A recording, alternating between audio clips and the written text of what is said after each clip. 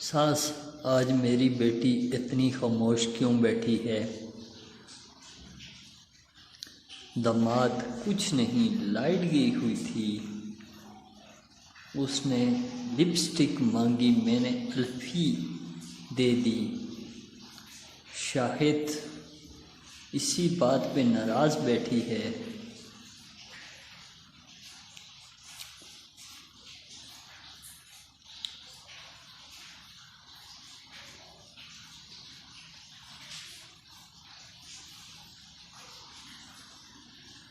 Poultry farm کو check کیا جا رہا تھا۔ ڈاکٹر: تم چوزوں کو کیا دیتے ہو؟ سردار: باجرہ۔ ڈاکٹر: غلط خوراک، گرفتار کر لو اس سے۔ ڈاکٹر: تم کیا دیتے ہو چوزوں کو؟ دوسرا سردار: چاول۔ ڈاکٹر: غلط جواب، گرفتار کر لو اس سے۔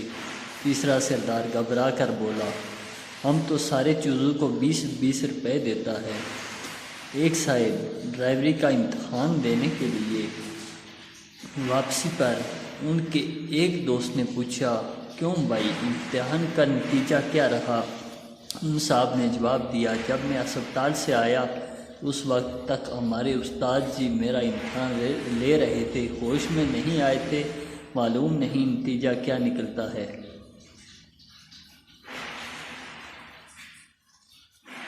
پپو ڈاکٹر سے: مجھے لمبی عمر کا کوئی طریقہ بتا دیں۔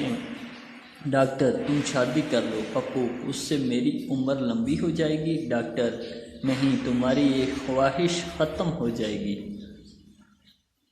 جس نے بھارت کا سر جھکایا وہ ابھی نندن ہے، جس نے پاکستان کا سر بلند کیا وہ ابھی اندر ہے، جس نے پاکستان کو قرضے میں ڈبویا